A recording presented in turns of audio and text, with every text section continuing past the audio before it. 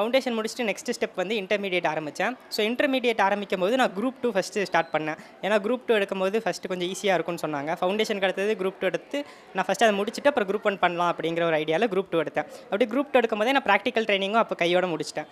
So இப்போ group 2ல வந்துட்டு நான் ஃபவுண்டேஷனோட ஒரு 2 டைம்ஸ் அதிகமான ஒரு எஃபோர்ட் போடுற மாதிரி இருந்தது. ஏன்னா வந்து இன்டர்மீடியேட்டுங்கிறது அப்படியே வேறு லெவலில் கொஞ்சம் கஷ்டமாக கேட்பாங்க எக்ஸாம்ஸ்லாம். ஸோ ஃபவுண்டேஷனில் இருக்கிற அளவுக்கு கொஞ்சம் ஈஸியாக இருக்காது. ஸோ நிறைய எஃபோர்ட் போடுற மாதிரி இருக்கும் இன்டருக்கு. ஸோ இன்டர் வந்து நான் கொஞ்சம் நிறைய எஃபோர்ட் போட்டு நான் இன்டர் படித்து ஸோ இன்டர் எங்களுக்கு ஆன்லைன் எக்ஸாம் தான் நடந்தது. ஸோ அதில் கொஞ்சம் டிஃபிகல்ட்டிஸும் இருந்தது. நாங்கள் கொஞ்சம் ஃபேஸ் பண்ணோம். ஸோ எல்லா டிஃபிகல்ட்டிஸும் கடந்து நான் இப்போ வந்து டிஸ்ட்ரிக்ட் ஃபஸ்ட் வாங்கியிருக்கேன். அதுக்கும் நம்ம மாஸ்டர்ஸ் அகாடமியில் இருக்கிற கண்ணன் சாரும் அவரோட ஃபேக்கல்ட்டிஸும் அவங்க டீச் பண்ண விதமும் தான் காரணம்.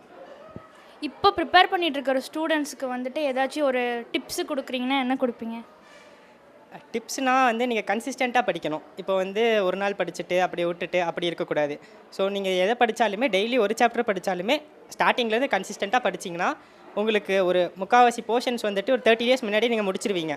ஸோ அதுக்கப்புறம் நீங்கள் ரிவிஷன் பண்ணாலே போதும். நிறைய பேர் என்ன பண்ணுவாங்க, அந்த லாஸ்ட் 30 டேஸை போஸ்ட்போன் பண்ணி வச்சு அப்போ தான் படிக்க ஆரம்பிப்பாங்க. அப்போ வந்து அவங்களுக்கு நிறையா பேர்டன் வரும். ஸோ நான் கன்சிஸ்டண்ட்டாக படிக்கணுங்கிறது தான் என்னோட